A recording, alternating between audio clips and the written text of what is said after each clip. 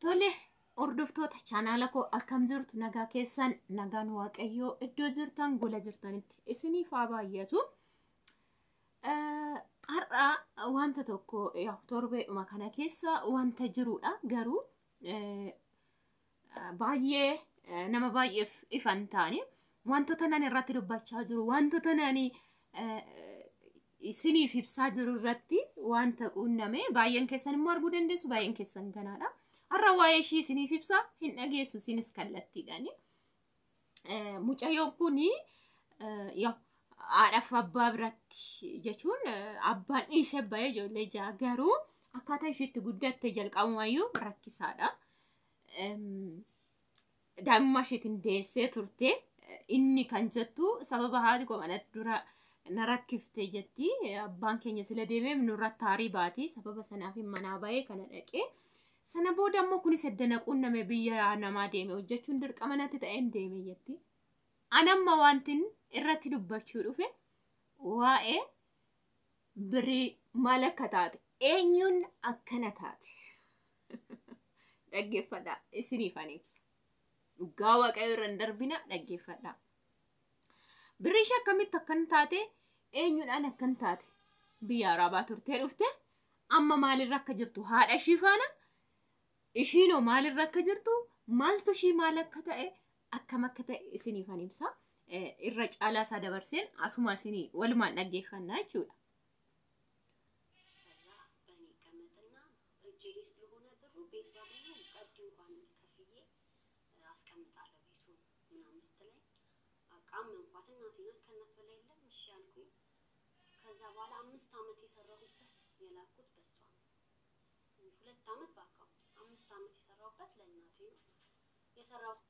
Dhaggeeffadhaa. Kan birrii waggaa lama erga deemte birrii waggaa lama akkaawuntii koo irra galchee ture jette. Akkaawuntii ishii irra galchitee garuu xinnoo turanii lafti isiniif haa bitamu akkan isin dhaabun godha jennaaniin booda kan waggaa 5 walumatti waggaa 7 hojjette kan waggaa 5 immoo ishii irratti galchuu jalqabee jechaa jirti.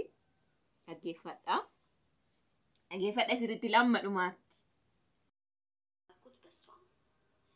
ሁለት አመት ባካውንት 5 አመት የሰራውበት ለእናቴ ነው የሰራውት ኩዌት ነው እኔ በስ በሄድኩ ሰዓት ብር አሪፍ ነበር አንዱ ዲናር 140 ብር ነበር በጥቁር ነው የምንልከው ጠፍቼ ነበር የምሰራው 6 አመቱን በደጅ ነው የሰራው ከዛ በቃ ቤት አገኘንልሽ አለች ቤት አግኝቼልሻለሁ እንደዚህ እና ብር ጎሎኛል ትለኛለች እና እጄ ላይ ያለ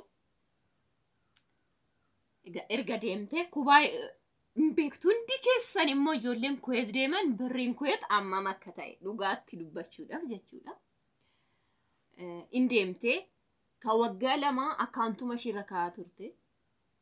Sana booda gara haadhatti jijjiirtee galchaa jirti jechuudha. Maaliif kuni ta'e maaliif galchuu jalqabde sababa booda waan qarxii tokkoon isinii dhaaba jettee waan nattaasofteefin ishee irra galchuu jalqabeette. Amma waggaa 5 galchuu jalqabee jette. Sana booda maal akka ta'e dhaggeeffadhaa.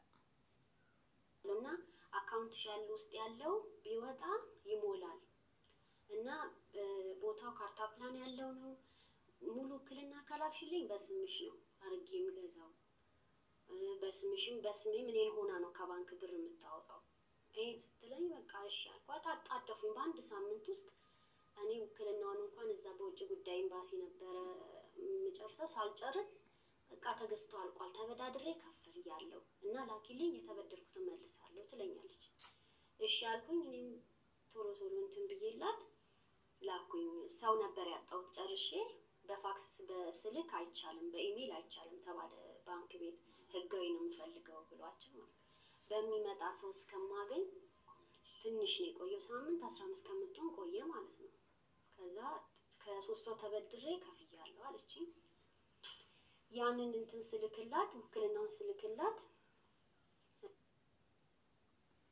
እሺ ኦቶ hojjechaa jirtu mucayyoon kun ኦቶ hojjechaa jirtu waraqanni ishee expire ta'eera ኦቶ hojjechaa jirtu mana siif hin bitadda jedhaniin hin muddaniit yoo birrii akkaawuntirra jiru sana bakka na buuftee akkam baasu gootee isa yootti dabalee lafan bitaa jedhaniin. Ishi jette amma wakiilinnaa sana achi xumurtutti dubaa iddoo jirtu jechuudha Kuweeti amma dhimma halaa sana wajjin xumurtutti ariifatanii muddamanii dhaggeeffadhaa. Lafaasii nama sadiirraa liqeeffadheen itti guutee bitee jedhanii bitteef jechuudha. Kuneemni haadha dhaggeeffadhaa.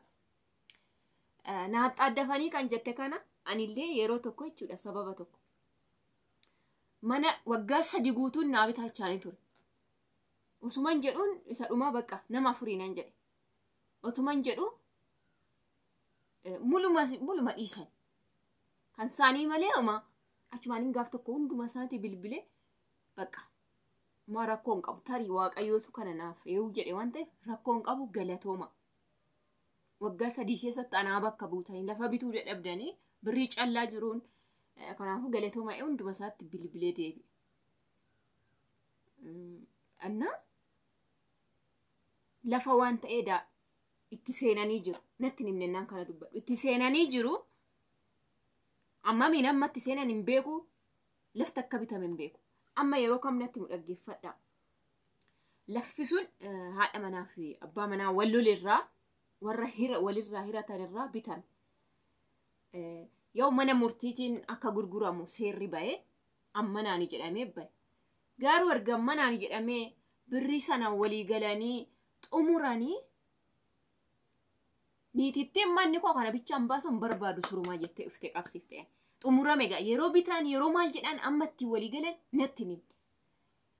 Edaa dhufaniiti qaat godhani gimmaasha manatti harka 4 fakkeenyaaf mana bitaan mitiire amma 4 iddoo 4tti rame ruubii isaa irratti kisaaraa kan koo dabalan. Innaa kam na gaggabsan seetan innaa kisaaraa san. Way lafti gaa ammanatti gurgurii yeroo ammanaatti bichaa gurgurii ani waan ta'eef namichi birrii sii deebifna waan jedhaniif warra bitee isaan laka kisaaraa ishiin akaasartu enit na dhoksanii 50 gidduutti birrii 50 isaan akkasumatti irraa qunxuranii sila niitiin dhuftee qabsiifte jechuudha. Duraan manni seerri murteessee ammanatti gurgurii fidii isinii irraa hidheen namichi ammasitti gurgure kan gurguruu qabu namichi garuu ishiin dhuftee hin barbaadu manni kun ammatti hin baasu baqqaanatu hin barbaanne jette. Dhaggeeffadha maal isin miisejii naa barreessaniit birrii lafa binnee birrii amma nurratti daddafii finne xumuru. Oo bittan qabse natti himtaniitu duraanii hin qabuun jedheen galuuf hin immoo naasan. Amma jedhu miimoodhaan natti bilbilu kan namaatiin natti bilbilu torban hin guunne xaq jedhan na yaabbatan dhugaa waaqa warqii nan bita dhadhee kan lafa kaa'e eenyuun naa bitaa siniin jedheen eenyuun naa bitaa siniin jedhe taa'aa turtaa ibiti duraaniin jedheeni amma ergan galee edaa birrii nan innaa sanaa xaddafanii 50 ergee kisaaraa isa lammata nyaataniitidha. Kisaaraa jechuun isanani edda bitanii deebistaniitiin qabsiiftee ammana dabali malee yookiin laftaa deebi'u jedhanii kisaaraa jechuudha. So mucayyoo kana dhaggeeffadhaa amma muddaniiti lafti bitame okay. Amma wakiilinnaa sana ergituuf ittuu muddamanii ergan sababa sanaaf poolisiin qabamte waraqanni ishii hin jiru. Yeroo lafa bitaniif ganama gaaf lafa bitanii ishiin Itoophiyaa geesse. Geessitee kana xumurtee too galaa jirtu daandiitti qaban dhaggeeffachuu dandeessu. እንትን አለች አውጥታ ከፍላለች። ከዛ እኔም ብዙም አልቆየሁም በዚሁ ቤት ጉዳይ ነው ወደዚህ ወደዛ ስል እኔ ሰጥቼ ለሷ እንዲላክላት ለሰው ሰጥቼ ስመለስ ተያዝኩኝ። ወረቀቱን ሰጥቼ ስመለስ 2 ወር እስር ቤት ቆየሁ ማለት ነው። ከ2 ወር በኋላ መጣሁ። ስመጣ እኔ እንደሆነም ቤቱን ለምን አላደሽበት ምናምን ነበር ያልኳት። አይ እንደዚህ ቅርስ እንድትይዙ ነው የምፈልገው እኔ ምናምን አለችኝ። ሄድን አንድ ቀን አየን። እዛ ሆኜ እኔ የተነገረኝ ቤትና መጥቼ ያየሁት ቤት አንድ አይደለም። እኔም እንደዛው ነው ከሰንጀር ያለችኝ በፎቶ አንስታ ይላከችልኝም አንድ አልነበረም። በቃ ብቻ እንዳየሁት ግዱ ከነቲ መነችት ያከና ቢነጂ አይ ሱራ ከነቲ እርገኒ ፊ እንን ፌላሌ ቶኮሚቲ ኢሱማዩ ያው ውያ ቶኪቲ ላለ እርገን ፌጀት kan bitameef bara 2011 dhaggeeffadha ani keessi liishoo barandaan liishoo kallassaname kifilii sadiinaan jedhan yeroo dhufu kifilii sadii miti isa kunoo namni manyitaa jedhanii L shape akkanatti yoo iddoo san doomiyaa jedhan isa kifilii sadii dammoo ani la amma sirreessutti viidiyoo godhee gadi dhiiseen jedha kanaaf hin zimmeedha dhugaa waaqi kamundumtuu guutee maal ta'e naan jedha yeroo nuuf dhugaa waaqayyo isiniin jedha inni moo dubbadhu dhiisa edaan isaan kifilii ani normal saarvisi dhumatu kifilii sadii bakka akkasitti yaade edaa kifilii sadiin isaan jedhan iddoo namni kan nama waa L shape waa hojjetatu iddoo sana ciisicha iddoon sun mana miyaa waa iddoo saalooniin jedhanii irra xixinnoon ishiidha jechuudha ishiin ol fuudhanii qunxuranii irra kaa'an birrii jechuudha እና kunis immoo akkasi jechuudha si'a tokkittiin ilaalee dhaqee jette sana booda waan ta'e anuma faana dhaggeeffadha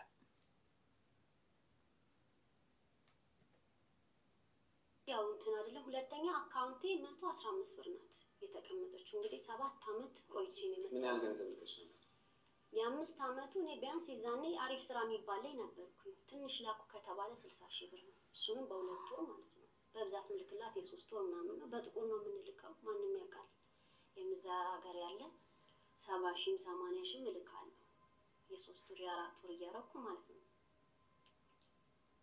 ከዛ በቃ ሄጂ እና እንዴት ነው ምናምን ስላት ስለቆየብኝ እኮ ይሄ ወረቀቱ ምትልኪ ወረቀት የገዢው ክልና ነው አርጌ ገዛሁት እና እንደዚህ በከቡ ኢንሳን ጀቹ በስምሽ አልገዛሁትም መቃከቴኒ ሚቲ በከቡ ኢንሳን እምቢቴ ስምሽን አዞራለሁ ግን 5 አመት መጠበቅ አለብሽ እና ቤቱ ማለቅ አለበት ትለኛለች እሺ ያልኩና ያው እንደመጣው ብዙም እንትን አላልኩም መውጣት ሲጀምር ሰው መጠየቅ ሲጀምር አይ ነገር የኮንዶሚኒየም እንጂ መኖሪያ ቤት አይደለም ያንቺ ቤት ኖርማል ቤት ነው እና እናትሽ ትችላለች የገዢ ኩልና ካላት ሶስተኛው ጋናት ወዳንቺ ማዞር ትችላለች ከዛ መጠየቅ ሲጀምር መበሳጨት ጀመረች እንደሆነም ማለት ነው አዳሜ እንደሆነም እኔና እሷ ብቻችን ከሆነን አታወራ ወይ የሷ ልጆች ሁለቱ ካሉ በተለይ ትልልቆቹ ማለት ነው ካሉ እኔ ገንዘብሽን አልበላው እኔ እንደዚህ ምናምን በቃ ስለኛለች ምትያቸው እንግዲህ ወንድሞችሽ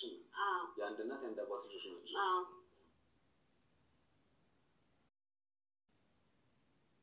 የለም እዚህ ያው የጀበና ቡና ምንም ሰራለሁ ግን ያን ያክል ጠብ የሚል ነገር የለውም ቁጭ ብዬ ምንም እንትን አልልም እና በቃ ስም ዝውውር አርጊልኝ ሁሌ ጥያቄም እሱ ነው ስም ዝውውር አርጊልኝ ቢያንስ ጭንቅላት ያርፋል ተመልሼ ቤት የሆነ ሞራን ይሆነኛል ቤት አለኝ ብዬ እንትን እላለሁ እንደሆነም በመሃል ቡና ሰራ ብር ነበረኝ እጄ ላይ ግብር አይከፈልም ወይ ይሄ ቤት ተገዛ ቆመ በቃ ምንም የጠቀመን ነገር የለም ግብር ክፈሉ ቢያንስ ሞራን ይሆነናል እንትን ንገሪን ቦታውን አሳይን መንገዱን አሳይን ቅርሳት ይሻቹና እንትይናለሽ እና አልካድ ቅርሳት ይዘሽናል ግን ቦታውን አሳይን ግብር ክፈልሽኛለሽ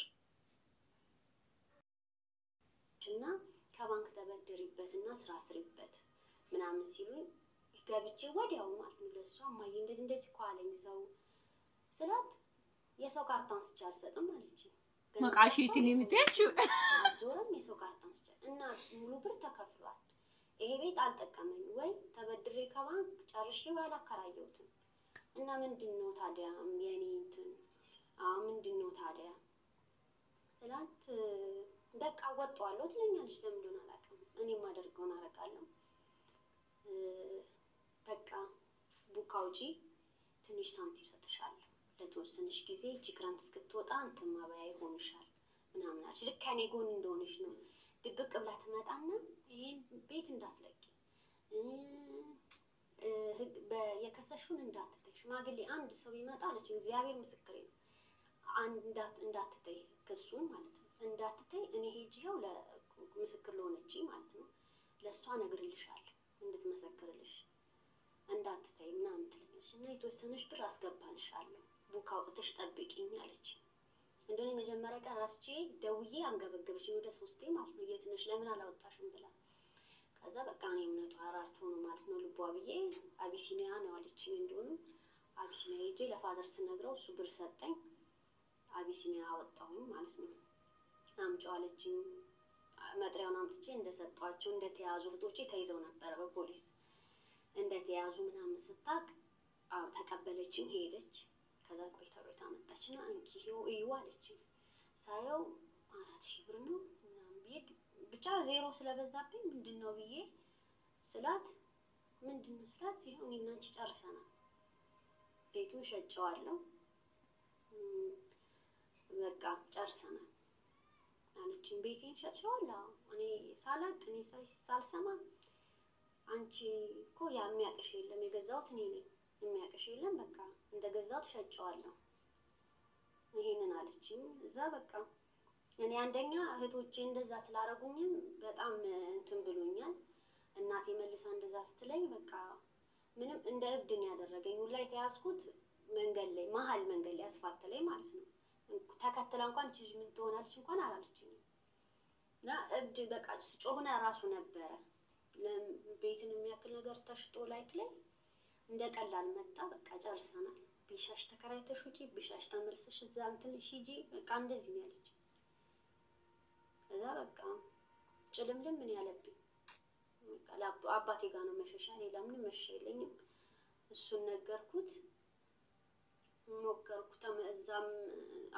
መዘጋጃ ሜልኩ ሰንዳፋ ቦታው በጣም ተጫም ይሄን ያ akkuma dhageessaniga birringa kan waggaa 5 irratti ergamaa ture kan waggaa 2tu wakilinaa baaste geesse baasanii yeroo qabamtee ji'a 2 hidhamtee galtu akkaunti jirra birrii 1,700 bichaatu jira manniga mana moddan dhufee bara 2011 kan bitamete ergan dhufee guyyaa tokko bichaa bajaajin dhadhee laasa kana naan jettee deemte yaa dhoqqeedhasi dhaqullaalle hinnisne amma waggaa 5tti wakilinaa antini waan ta'eefi simzuuri waan ta'eefi sittin darbunaan jennaan inzimuma jedhee jette 2012 2011 yaadaan bitame 12 13 14 amma dubbiin kun jechuudha waggaa 4 booda kan bitame bara 2011 birrii 400 har'a kan gurgurtee fidde akkauntii irratti galchitee fi birrii 400 eenyuun inni kuni haadha eenyu akkan goote ilmoo aggeeffadha isa biraan ani fatihe waan hundumashitu xumurre ammanuma feetu olgali taa'e feetu deemi iddoo dura deemtutti naan jette na biraa deebite naasuu sanaatu an jim jedheen gara makiinatti deematte dhaabatteen na laalti makiinaa jala buutii illee jettee na yoon jetteetti mucaan kun immoo waan baay'eedhaan egaa akkuma isinitti mee abbaan biran jiru haadha bira guddatan ijoolleen ishiin kunii fi tokko abbaan akka guddisu godhe seerri duraan qallaba akka kennu jechuudha ishii kana maal jedhu intala abbaa yaani ko akka yaani gargarummaa jechuudha nareebanii jetteetti nareebnanin bayee kassase jette bayee kassafnaan isaan immoo maal jedhanii isheen kun duriyyeedha baaf galanu dhoowwitee sanumayyuu intalan dootoo keenyatti malee obboleettii keenyaa miti jedhanii kassasan sababa ishiin isaan reebnaan isaan irratti kaanaan dhaxxee kassafte ishiin kun isaan immoo maal jedhan isaaf maxraa eenyu lammata intala obboleettii keenyaatti keenyaa miti nuti hin beeknu wayne baaf galan dhoowwitee kun nurraa seerran akka to'atamtu jedhanii maxraanatti kennu jette kanaaf isa irratti kisiisa sana dhageenya naati immoo amma baqa 400 gaafa waggaa arfan kanatti hin bittee fidde akkauntii irra galchite birrii umshii irratti mootummaa ta'u akka manni gurgurame immoo quban qabdu ishiin birrii akkauntii irratti galee malee anna ani baay'ee tokko sodaachaa jira isaanimtuu waliin borcan obboleettii keenya jedhu deebisanii kisii irratti immoo intalindotoo keenyatti dhimma nurraan qabdu jedhanii amma ishiin qobaatti jirti jechuudha abbaan ala hundumtuu jibbanii aatillee interview kee godhaniiru የመጨረሻ ልጄ ናት የተቱማ ሶፍቲ ገሩ አማሪፋኒ ሺምትልን ተርቢቷት አባኒስ ኢንተርቪው ታን ገሩ ረኪነ ሙጫ ካናላላ ዳይሙማ ሽቲን አባን አት ወሊራኒ ጉደተኒ የሮ አባፋነ ወልከሰሰ ይፈን ኑቱምት ኑጪኒንቲ ዱጋዋ ቀይ ergammoo yoo abbaa keenya bira dhaqne nu qaxaqqatti maadhattan jettee aarii alaa fiddeen irratti baadha. Aarii ishiinu hojii wayii hojjechuu baay'een kutaa 8tti achumaan nama faana wal bartee riyaa godhatte ilmoo tokko godhatte jechuudha. Nama sana ammoo kan saftee nama sanaan waan adda baafte. Kanuma sanaan jechuudha.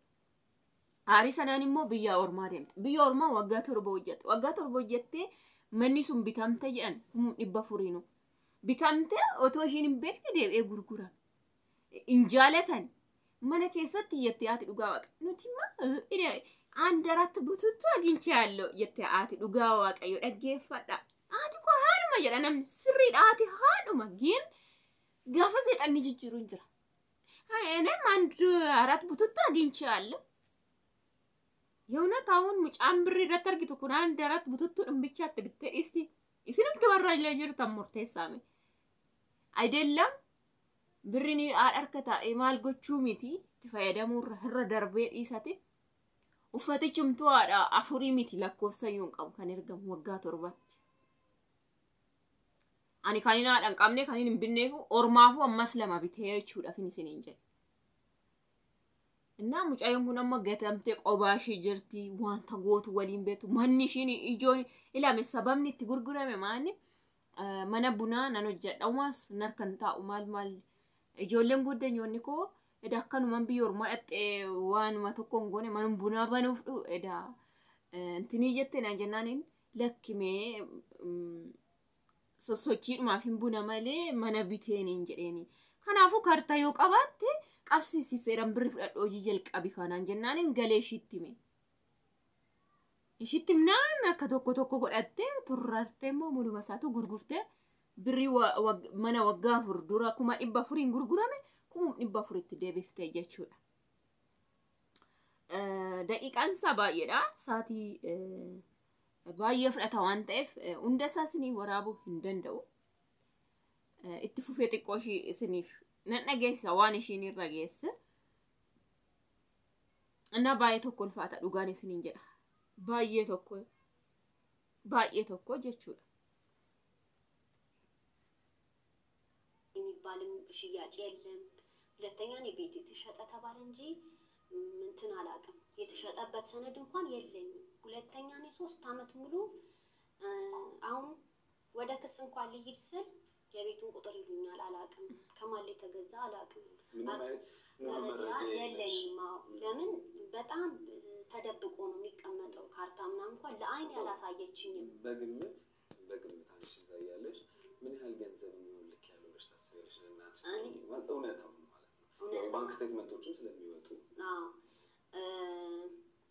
እንደው ያ የሁለት አመቱ እሺ አለ ተጽፎ የ5 አመት እንኳን ከ500 ሺህ ብር በላይ ነው አንዳንዴ ለበዓል እንደዚህ አርጉ ምናምን ከምለው ውጪ ማለት ነው ከዛም በላይ ሊሆን ይችላል እግዚአብሔር ነው የሚያውቀው እናቴ ከየትም አምጥታ እንትን እንኳን አትልም ለምን መንግስት ሰራተኛ ናት ኑሯችንን አውቀዋለሁ ከየትም አምጥታ እንትን አትልም እሺ ምን ያህል ገንዘብ በአካውንትሽ ገባ መጨረሻ ላይ እናትሽ ይሄ ጸብ ሲመጣ ይሄ ያለ መግባባት በመሃላችሁ ሲመጣ በተለይ ደግሞ እህትና እህት እንደዛ ድብድብ ውስጥ ገቡ ነው ወደ ክስ ስታመሪ ባንቺ አካውንት ውስጥ ምን ያህል ገንዘብ አስቀመጥው 400 ሺህ ብር አስቀመጥው 400 ሺህ ማለት ቤቱ ተገዛ ይታው የዛሬ 5 2011 በኢትዮጵያ ቤቱ ተገዛ የተባልኩት እኔ እዛሁኝ 400 ሺህ ብር ነው ስለዚህ ያንን 400 ሺህ ብር አስገብቷል ወዮ አገሰኒ በረኩማ ለማፍኩ ቶክ ለፈ ብሬኩማ ዲባፉሪቲ ጉርጉራሜ አንጎት ቡፈታኒ ቡአት ቡፈታኒ ብሩ መጋፍሳን ቢታን ዴቢሳኔ ፈቹ አኩማ ዲባፉር ከወጋ ለማፉቲ kanumti waggaa shaniitu waggaatti 100 jetti reejaran ishimtu keessa balleessee ta'u 500 ta'a yoo xiqqate jette ishee yaw birri kuyeetu hundumtuun beeka dhugaadha 30 gadi gonkumaa hin jiru yeroo erginu immoo irraa miti kan erginu yoo achitti nama ala hojjetu ta'ellee warraaqenya malee nama birri takkatti waan biseen beeku kan ji'a 3-4 naan ergu walumatti birri 5 Dubai kuma wanta erga jechuudha gaafa rifatanii kana naan jedhani malee. Inna akkanatti kaadama dhalli namaa. Ta'ee ta'aatiif abbaan nama hangatu jedha namni. Kuni kanee uti taarikiin. Lakki haati koo waan kana gootuu miti jedha. Kuni kanee uti kuni saadhaan bar.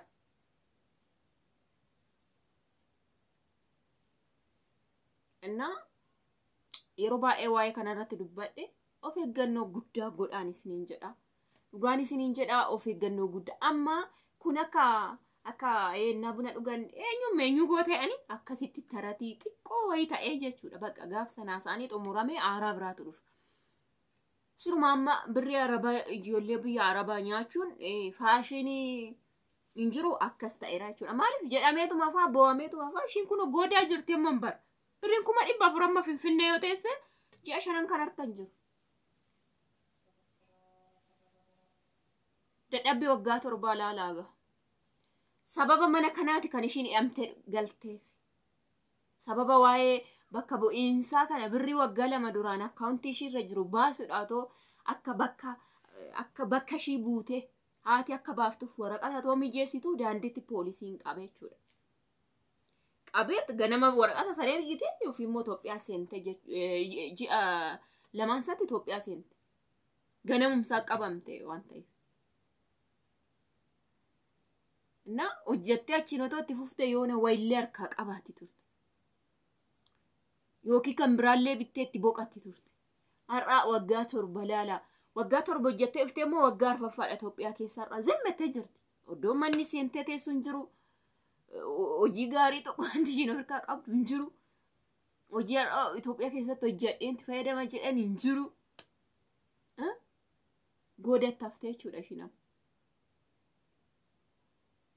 Ganaa yookiin amma obboleetti waggaa 11 teessee dhufte hin deebite. Na booda dhufte mulumaa dhiiftee deemte jette. Dhiistee deemte. Obboleettiin ishee hangafaa waggaa 10 ol kan hojjette. 11ffaa seentee dhufte.